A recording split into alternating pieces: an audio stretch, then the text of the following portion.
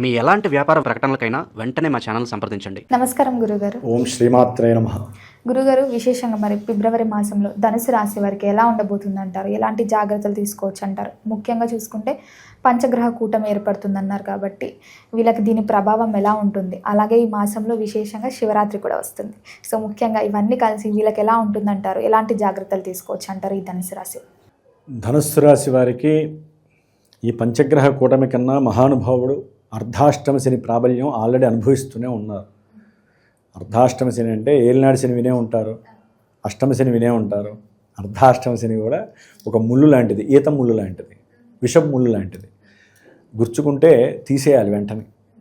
కానీ ఈయన 2.5 సంవత్సరాలు ఉంటారు. ఈ పంచగ్రహ కూడా ఒక నెల ఉంటుంది, కొన్ని రోజులు ఉంటే వెళ్ళిపోతూ ఉంటుంది, కొన్ని రోజులే ఉంటుంది.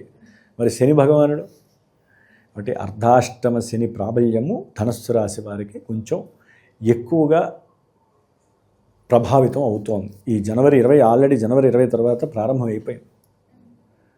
సొంత నక్షత్రంలోకి వచ్చి ఎప్పటి నుంచో ఉన్నాడు, ఇప్పుడు సొంత నక్షత్రంలోకి వస్తున్నాడు ఆయన సొంత నక్షత్రంలో ఉంటే ఆయనకు బలం ఎక్కువ ప్రభావం చూపిస్తుంది. అంటే ఎట్లా ఉంటుందంటే అమ్మ, వీళ్ళకి వాహనం ఉంటుంది, వాహనంలో పెట్రోలు డీజిలు ఏదో ఒకటి పోయించాలిగా, విపరీతంగా పోయిస్తూనే ఉంటారు. అది మింగేస్తూ ఉంటుంది ఆ వెహికల్. ప్రయాణాలు వీళ్ళకి అనకూడదు కానీ పని పాట లేదనుకుంటారు కొంతమంది. ఎప్పుడు అక్కడికి పోవాలి, ఇక్కడికి పోవాలి, ఈ దూర ప్రాంతం, భక్తి అంతా వీళ్ళకే ఉందనుకుంటారు. అక్కడ భక్తి కాదు, అవసరం లేనిదంతా పోతుంది వీళ్ళకి. డబ్బంతా కూడా ఆ వెహికల్స్కి పోతూ ఉంటుంది. అట్లాగే కొంతమంది ఇల్లు కట్టుకోవడానికి ముందుకు అడిగేస్తారు ప్రయత్నపూర్వకంగా. ఇప్పటివరకు ఏదో కొంతవరకన్నా సహాయ సహకారాలు అందే ఉంటాయి వీళ్ళకి. ఇప్పుడు ఓన్గా డబ్బు ఖర్చు అవుతూనే ఉంటుంది. వీళ్ళు 10 రూపాయలు అనుకుంటారు ఇల్లు కట్టుకోవడానికి, ఒక స్థలం శంకుస్థాపనకి రెడీ అయిపోతారు. అక్కడి నుంచి వాళ్ళకి చాలా ఇబ్బందులు ప్రారంభమవుతుంటాయి. అంటే ఆర్థికంగా బాగా నష్టపోతారు. అది మనుషుల ద్వారా కావచ్చు, అంటే గృహ నిర్మాణాదుల విషయంలో కొంచెం ధన వ్యయం ఖర్చు అవుతుంది. సహాయ సహకారాలు అందిస్తాము అన్నటువంటి వాళ్ళు, వీళ్ళింట్లో పెద్దవాళ్ళు కావచ్చు, వేరే వాళ్ళు కావచ్చు, సమయానికి హ్యాండ్ ఇస్తారు. దాని ద్వారా కొంతమందికి గృహ కట్టడాలు ఆగిపోయిన వాళ్ళు, కొంతమంది ఏదో రియల్ ఎస్టేట్కి సంబంధించిన దాంట్లో ఏ భూమో కొనడానికి వీరు లోన్లు కడుతూ ఉంటారు, ఈఎంఐలు అంటాం కదా, ఉన్నట్టుండి ఆపేయాల్సిన పరిస్థితి వస్తుంది. ఒక్కోసారి అమ్మేస్తే ఎంత వస్తుంది అనుకుంటారు, కొంతమంది దాన్ని క్యాష్ చేసుకోవడానికి అవతల వ్యక్తులు వీరికి నష్టపోయేటటువంటి పరిస్థితి తీసుకొస్తారు. అంటే వీళ్ళు ఆల్రెడీ 20 రూపాయలు కట్టుంటారు, వీరేం చేస్తారు, మేము 15 రూపాయలు ఇస్తాము మాకు రాసేసేయండి అంటారు. అట్లా కూడా భూపరంగా కొన్ని నష్టాలు వీరికి కనబడుతున్నాయి. వాహనాల పరంగా నష్టము, కొంతమంది వీళ్ళకు వాహనాలని కూడా చోరత్వం చేసే పరిస్థితి ఉంటుంది. ధనుస్సు రాశి వారికి ఎక్కడో పెడతారు, ఏ కీయో మర్చిపోతారు, వెళ్ళిపోతుంది. దాని ద్వారా పోలీస్ స్టేషన్కి వెళ్ళటము, అటు తిరగటము ఇటు తిరగటము చేయాల్సి వస్తుంది. కొంతమంది ఉద్దండులు ఉంటారు, దీంట్లో వీరే దొంగతనం చేస్తారు, తీసుకెళ్ళి కారాగృహంలో పడేస్తారు. అట్లా కూడా ఉంటాయి కొంతమందికి. ఇట్లా వాహనాల పరంగా ముఖ్యంగా తల్లి యొక్క ఆరోగ్యరీత్యా కూడా వీరికి ఆర్థికంగా నష్టం. తల్లిని హాస్పిటల్కి తీసుకువెళ్ళటము, తీసుకురావటము, ఆ ప్రయాణాల రీత్యా ఇందాక మనం అనుకున్నట్టుగా అట్లా కూడా తల్లి యొక్క అనారోగ్య రీత్యా హాస్పిటల్కి తీసుకెళ్ళినప్పుడు ఈ బండ్ల పరంగా ఖర్చు ఉంటుందిగా, ట్రావెలింగ్స్ ఇట్లా ఉంటుంది. విద్యార్థులకి విద్య యందు ఆసక్తి తగ్గుతుంది. వీళ్ళ ఆలోచనలో మేము ఉన్నతమైన చదువులు చదువుతాం, అక్కడ ఉంటుంది, ఇక్కడ ఏడవరా అని వీళ్ళు అంటారు, మేము అక్కడ ఏడుస్తామని వీళ్ళు అంటారు. తీరా చూస్తే ఎక్కడ ఏడవరు వీళ్ళు. చదువు ఉండదు, పాడు ఉండదు, అవసరం లేనటువంటి దుర్వ్యసనాలకి కొంతమంది ఫాలో అయిపోతారు. అంటే చదువులో నిమగ్నత తగ్గుతుంది, చదువు యందు అభిలాష పోతుంది, విఘ్నాలు, ఆటంకాలు, ఆలస్యము, చివరికి ఎగ్జామ్ రాసినా సరే మందగొండితనము, నిద్ర లేటుగా లేస్తారు. ఏముంది, ఒక ఎగ్జామ్ పోతుంది, మళ్ళీ వచ్చే సంవత్సరం రాసుకోవాలి. అంటే ధనుస్సు రాశి వారికి విద్యయందు తల్లి యొక్క అనారోగ్యము, అట్లాగే వాహనాలకి సంబంధించిన దోషము, భూములు, ఇల్లు, వీటికి సంబంధించిన దోషాలన్నీ అర్ధాష్టమ శనిలో అలా కనిపిస్తూ ఉంటాయి వీళ్ళకి.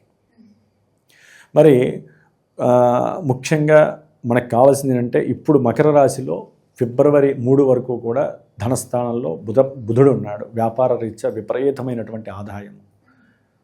ఫిబ్రవరి 3వ తారీఖు వరకు వీరికి విపరీతమైనటువంటి ఆదాయము, వ్యాపార రీత్యా కాస్త ధన సంపాదన. అంటే అందరికీ ఉంటుందా అంటే వారి కర్మని బట్టి ఉంటుంది. ధనుసు రాశి అందరికీ ఉండదుగా. కొంతమంది వాళ్ళ నక్షత్రం తెలియదు, కానీ మా ధనుస్సు రాశి అని చెప్పుకుంటారు. మనం చెప్పినవి వాళ్ళకి టాలీ అవ్వవు. కాబట్టి ధనుస్సు రాశి వారికి ధనపరంగా లోటు లేదు. ఏదైనా అప్పులున్నా తీర్చాలనే కోరికతో ఎక్కువగా కష్టపడే తత్వం ఉంటుంది. అవసరమైతే భార్య తరపు బంధువుల దగ్గర కానివ్వండి, లేకపోతే స్నేహితుల దగ్గర కానివ్వండి, ఒక ₹10 అప్పు అయినా సరే తీసుకొని తీర్చడానికి సిద్ధంగా ఉండటము. లేకపోతే చేసే వృత్తి ఉద్యోగాలలో, అంటే కొంతమంది జ్యువెలరీ షాపుల్లో చేస్తున్నారు, కొంతమంది ఫైనాన్స్ ఆర్బీఐలో చేసే వాళ్ళు ఉంటారు, ఫైనాన్స్ రంగానికి సంబంధించిన వ్యాపారస్తుల దగ్గర చేసే వీళ్ళందరికీ కూడా చక్కటి ఆర్థిక ప్రమోషన్స్ లభిస్తాయి ఫిబ్రవరి 6 వరకు శుక్రగ్రహం వలన. ఈ బుధ శుక్రులు ఇద్దరు కూడా ఫిబ్రవరి 3 తర్వాత 6 తర్వాత 3వ స్థానంలో రాహుతో కలుస్తారు. ముందు ఈ మహానుభావులు వెళ్ళి కలుస్తారు ఆయనతో. అక్కడ వ్యాపారంలో వీరు అనుకున్నటువంటి సంకల్ప సిద్ధి నెరవేరదు. వ్యాపారంలో భాగస్వాముల మధ్య అవసరం లేనటువంటి వాళ్ళు అనుకునేది ఒకటి అనుకోని ఆల్రెడీ రంగంలోకి దిగుతారు. కానీ ఇప్పుడు ఈ గ్రహస్థితి వలన ఒకరి మీద ఒకరికి కొంత అనుమానాలు ప్రారంభమవుతాయి. దాని ద్వారా ఒకరి మాటలో ఒకరికి ఏదో తేడా కనిపిస్తుంది వ్యాపార రంగంలో. వ్యాపారమే కాదు, భార్యాభర్తల మధ్య కూడా సమస్య అట్లాగే వస్తుంది. వచ్చి ఆ మాటల్లో వైవిధ్యం వలన మాట కాస్త వేరే వికటింపు అవుతుంది, గొడవలు అయ్యే అవకాశం ఉంటుంది. దాంట్లో ఎవరో ఒకరు మధ్యవర్తులు దూరుతారు. ఒక రకంగా వాళ్ళని పనికొచ్చే వాళ్ళు ఎవరు ఉండరు, వాళ్ళు వచ్చి దాన్ని ఇంకొంచెం ఎక్కువ చేస్తారు, వీళ్ళకేదో లాభం జరుగుతున్నట్టుగా. ఇట్లా బుధరాహుల యొక్క సమ్మేళనము, శుక్రరాహుల యొక్క సమ్మేళనం. అంటే వీరు ఒక స్త్రీ దగ్గర ఎవరి దగ్గరైనా అప్పు తీసుకున్నారనుకోండి, ఈ ధనుస్సు రాశి వారు ఏదో ధనం అవసరమయ్యి అప్పు తీసుకుంటారు. అది భార్యకి చెప్పరు. ఇప్పుడు భార్యకి తెలుస్తుంది అంతర్గత బంధువుల ద్వారా. అది చెప్పాం కదా, వీళ్ళకి దోషాలు కొన్ని ఎట్లా జరగాలంటే బంధువుల ద్వారానే జరుగుతూ ఉంటాయి.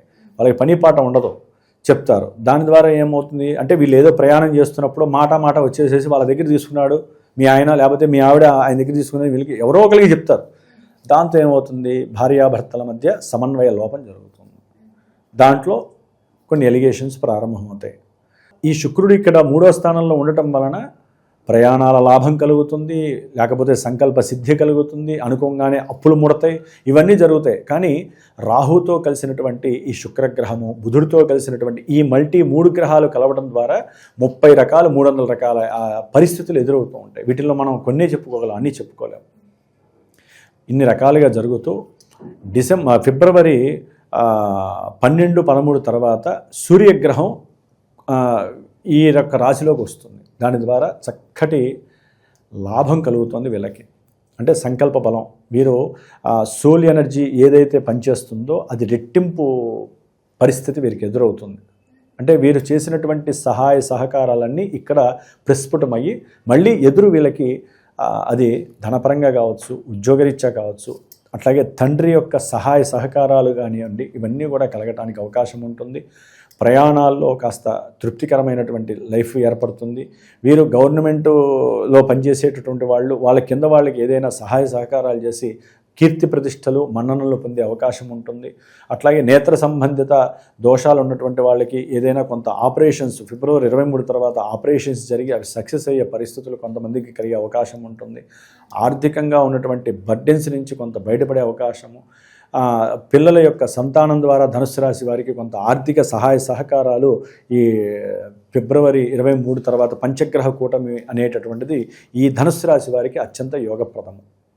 అటు గురుబలము, పంచగ్రహ కూటమి కొన్ని రోజులు, ఆ కొన్ని రోజుల ఫలితం చాలండి. మనం ఇంత ముద్ద తింటే కూడా రోజుల్లో ఉండగలుగుతాం కదా.